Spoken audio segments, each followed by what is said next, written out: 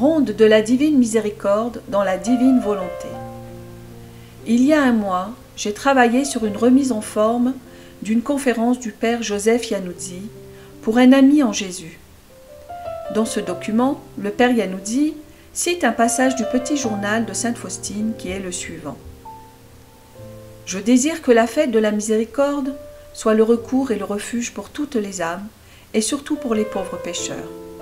En ce jour, les entrailles de ma miséricorde sont grandes ouvertes.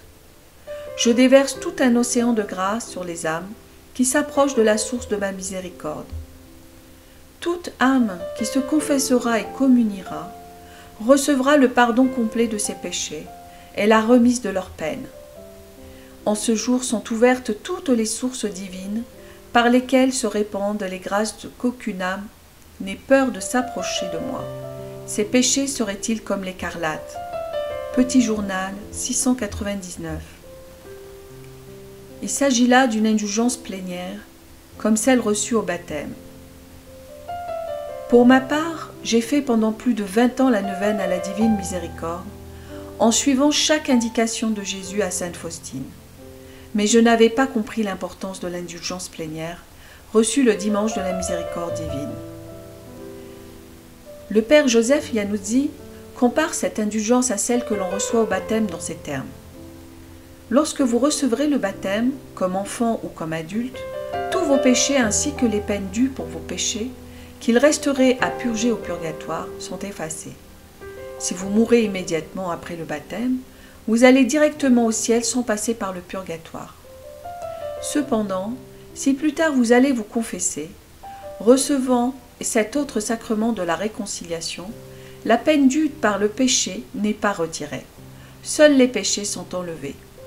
Ils le sont pour que vous puissiez aller au ciel, mais il se peut que vous deviez passer par le purgatoire à cause de la peine due pour ces péchés. Cela fait maintenant 4 ans que j'ai donné ma propre volonté au Seigneur et que ma vie s'est transformée en une source jaillissante de grâce. Et cela m'a donné cette idée de faire cette neuvaine. C'est alors qu'un désir inattendu est né en mon cœur, qui m'amena à mettre en place une prière d'intercession pour toute l'humanité de cette génération, afin qu'elle puisse vivre l'illumination des consciences en état de grâce, et cela en obtenant cette indulgence au nom de toutes les créatures de cette génération, en fusionnant dans la divine volonté. Oui, c'est une folie pour ce monde, et sagesse pour Dieu. Jésus dit à Luisa Picaretta qu'il faut que les créatures puissent fusionner et s'accaparer les attributs de Dieu. Pour rappel, les attributs de Dieu qui sont donnés par l'Éternel à Moïse, au mont Sinaï, Exode, chapitre 34, versets 5 à 14, sont les suivants. Je suis l'Éternel, Dieu miséricordieux. Remarquez, c'est son deuxième nom. Compatissant, lent à la colère, riche en bonté, Dieu fidèle, qui conserve son amour jusqu'à 1000 générations, Dieu qui pardonne l'iniquité, la rébellion et les péchés, Dieu de justice. L'Éternel porte le nom de jaloux.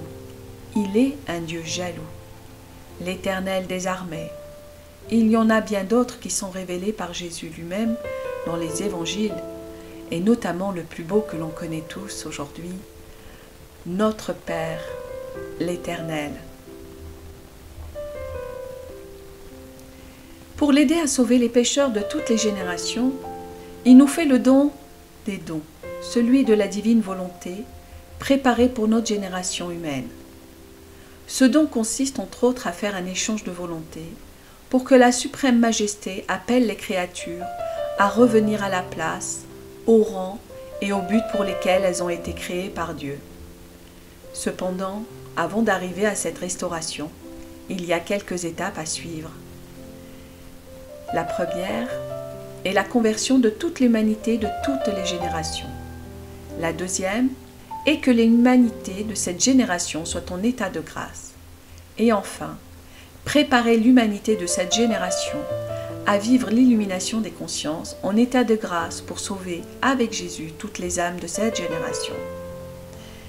C'est ce qu'il demande à Luisa en lui apparaissant dans sa passion du chemin de croix. « Âme, aide-moi à sauver les âmes. » Par la suite, j'ai demandé à 2 de mes sœurs en Jésus, Sceau et Laurence, ce qu'elles en pensaient et si elles voulaient se lancer avec moi pour donner corps à cette inspiration de l'Esprit Saint. Comme de bonnes sœurs, elles ont tout de suite répondu oui, et cette neuvaine est née. Avec Sceau, nous avons adapté la neuvaine de la Divine Miséricorde dans la Divine Volonté, qui est postée sur le site d'Hosanna. Avec Laurence, nous avons créé la neuvaine en vidéo pour la chaîne YouTube que j'ai créée, la Divine Volonté, pas à pas. En s'appuyant sur les versets suivants, nous pouvons transformer un acte extrême de la miséricorde divine en réalité divine, qui rendra notre bien-aimé Jésus et notre Maman Céleste heureux et fiers de leurs enfants dans la Divine Volonté. Et fort de ces quelques versets bibliques que je vais vous citer, Luc 1, chapitre 1, verset 37, « Car rien n'est impossible à Dieu ». Matthieu, chapitre 19, verset 26.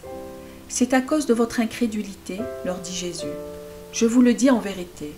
Si vous aviez de la foi, comme un grain de sénévé, vous diriez à cette montagne, « Transporte-toi d'ici à là », et elle se transporterait, rien ne vous serait impossible. Et aussi dans Jean, chapitre 14, verset 12, « en vérité, je vous le dis, celui qui croit en moi fera aussi les œuvres que je fais, et il en fera de plus grandes, parce que je m'en vais au Père. » Avec mes sœurs, nous avons travaillé avec l'époux de nos âmes, le Saint-Esprit, et nous nous adressons à tous ceux qui croient à ces paroles pour porter ensemble toutes les âmes de cette génération dans la divine volonté par la miséricorde divine, afin que le Seigneur puisse les sauver comme le désire son cœur miséricordieux. Comment cela se fera-t-il?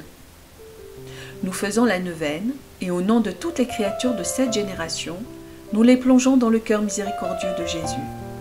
Ensuite, allons nous confesser en leur nom, faire un acte de contrition sincère de nos péchés mortels et véniels. Ensuite, allons à la messe du dimanche de la miséricorde divine et communions au nom de toutes les créatures de cette génération et recevons en leur nom l'indulgence plénière avec foi et action de grâce. Soyons confiants dans la miséricorde de la suprême majesté. Déplaçons les montagnes et faisons des œuvres plus grandes que celles de notre bien-aimé Jésus, afin de rendre fière notre Maman Céleste quand elle se présentera devant le trône de la suprême majesté avec nous. Remplissons le vide qui se trouve autour du trône de la divine volonté, et avec nos adorables cœurs sacrés de Jésus et Marie, attachons la volonté propre de toute l'humanité de cette génération au trône de la suprême majesté, et établissons le règne de la divine volonté sur la terre comme au ciel. Nous pouvons le faire par la puissance de l'Esprit Saint, l'époux de nos âmes, la puissante intercession du cœur immaculé de Marie, de la Sainte Croix et de la douloureuse passion de Jésus-Christ. Fiat voluntas tua, que ton règne vienne et que ta volonté soit faite sur la terre comme au ciel.